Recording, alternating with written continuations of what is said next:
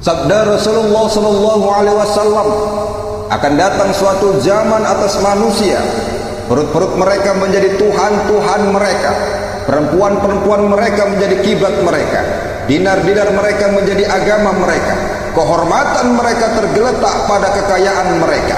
Waktu itu tidak tersisa iman sedikit pun kecuali namanya saja. Tidak tersisa Islam sedikit pun kecuali ritual-ritualnya saja. Tidak tersisa Al-Quran sedikit pun kecuali pelajarannya saja. Masjid-masjid mereka makmur dan damai, akan tetapi hati mereka kosong dari petunjuk. Ulama-ulama mereka menjadi makhluk Allah yang paling buruk di permukaan bumi.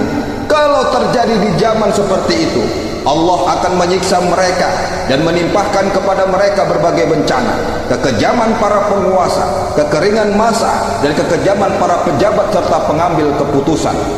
Saudaraku yang Allah muliakan, maka takjublah para sahabat mendengar pembicaraan Nabi Muhammad SAW, dan mereka bertanya, "Wahai Rasul, apakah mereka ini penyembah berhala?" Nabi menjawab, "Ya, bagi mereka setiap serpihan dan kepingan uang menjadi berhala."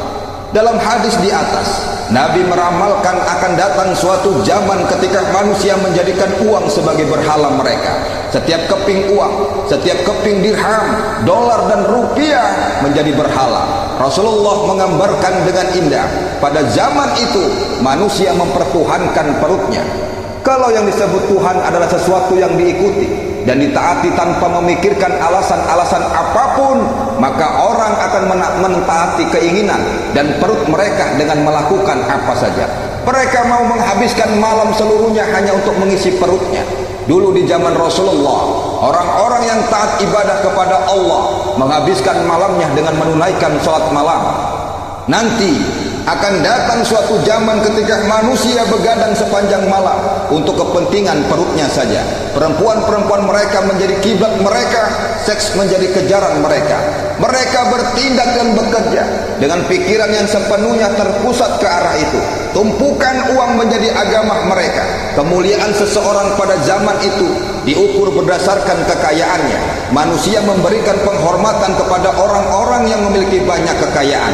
Maka di saat seperti itu, manusia berlomba-lomba menumpuk kekayaan untuk menunjukkan kemuliaan dan kehormatan mereka di tengah-tengah masyarakat. Pada waktu itu, kata Rasulullah SAW, iman hanya tinggal namanya saja, Islam hanya tinggal upacara ritualnya saja, Al-Quran hanya tinggal pelajarannya saja. Orang-orang mungkin ramai belajar Al-Quran, tetapi tidak mencoba hidup dengan ajaran Al-Quran.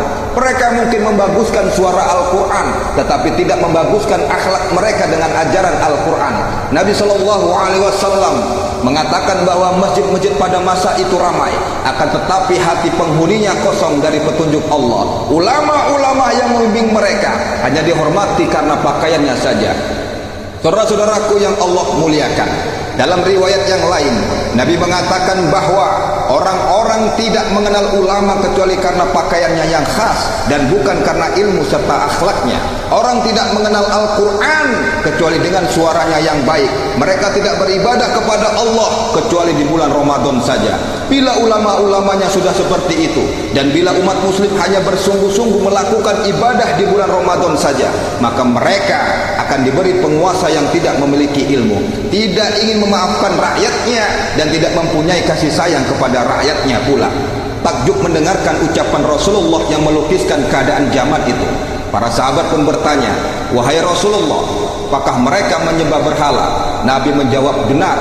Hanya saja berhalanya bukanlah berhala yang dipahat dalam bentuk makhluk-makhluk tertentu. Berhalanya adalah uang. Mereka menyembah mengabdi dan mencurahkan seluruh hidupnya untuk uangnya." Lalu Rasulullah bersabda, "Nanti pada akhir zaman ada sekelompok orang dari umatku yang datang ke masjid. Mereka duduk dalam barisan yang rapat. Mereka berzikir, namun zikir mereka adalah dunia dan kecintaan mereka terpaut pada dunia. Janganlah kamu duduk bersama mereka karena Allah tidak berkepentingan dengan mereka." Kalau dalam ayat-ayat Al-Quran dan hadis-hadis, Nabi menceritakan pada kita tentang suatu zaman ketika manusia mencintai dunia dengan amat berlebihan, dan ketika mereka menjadikan dinar dan dirham sebagai berhala-berhala mereka. Maka beliau juga mengingatkan kita bahwa begitu cintanya manusia nanti di akhir zaman pada dunia, sampai-sampai mereka menjalankan ibadah sekalipun demi kepentingan dunia mereka. Saudaraku yang dirahmati Allah, di dalam Ihya Ulumuddin ketika menjelaskan ibadah haji, Imam Al-Ghazali meriwayatkan sebuah hadis tentang situasi ibadah haji di akhir zaman. Rasulullah bersabda, nanti di akhir zaman ada 4 macam orang menjalankan ibadah haji dari 4 macam golongan masyarakat. Mereka adalah penguasa, pedagang, orang miskin, dan para ulama. Penguasa akan menjalankan ibadah haji sebagai sejenis pesiar atau wisata. Pedagang akan menunaikan haji untuk kepentingan bisnis mereka. Orang miskin menunaikan haji untuk mengemis. Para ulama menunaikan haji hanya untuk memperoleh popularitas. Jadi keempat golongan di atas menunaikan ibadah haji hanya demi kepentingan dunia mereka semata. Mereka memang berzikir, hanya saja sebagaimana Rasulullah bersabda, zikir mereka adalah dunia. Memang ada kecintaan di hati mereka, akan tetapi dalam hati mereka kecintaan pada dunia jauh lebih besar dari kecintaan pada Allah. Mudah-mudahan Allah Subhanahu wa ta'ala mencabut kecintaan kita pada dunia dan memusatkan hati kita untuk lebih mencintai Allah Subhanahu wa ta'ala. Saya akan menyebutkan salah satu obat untuk mengurangi kecintaan pada dunia. Meninggalkan dunia tidak berarti bahwa kita harus meninggalkan pekerjaan, tidak mencari nafkah, dan tidak bekerja keras. Mencari harta yang halal diperintahkan Allah Subhanahu wa ta'ala. Malahan menurut Rasulullah sallallahu alaihi wasallam, orang yang payah dalam mencari nafkah, bekerja keras dan kurang tidur demi mencari nafkah yang halal, beroleh pahala yang bisa menghapus dosa-dosanya. Rasulullah sallallahu alaihi wasallam juga menyatakan bahwa ada dosa-dosa yang tidak bisa dihapus dengan apapun kecuali dengan kesusahan dan kepayahan mencari nafkah. Obat untuk menghilangkan kecintaan pada dunia adalah bahwa kita bekerja keras untuk mencari nafkah dan harta, akan tetapi kita juga tidak ragu-ragu untuk membagikannya kepada orang lain.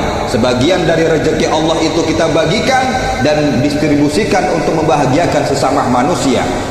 Saudaraku yang saya hormati, ujilah kecintaan kita pada dunia manakala Allah memanggil kita untuk mengorbankan harta kita demi kepentingan agama Allah, demi kepentingan umat muslimin, dan demi menolong orang-orang yang mendapat musibah dan kesusahan. Kalau kita masih saja menahan harta kita ketika Allah Subhanahu wa ta'ala memintanya, maka hal itu membuktikan bahwa kita lebih mencintai dunia daripada Allah Subhanahu wa ta'ala. Mudah-mudahan bermanfaat tausiah hari ini. Assalamualaikum warahmatullahi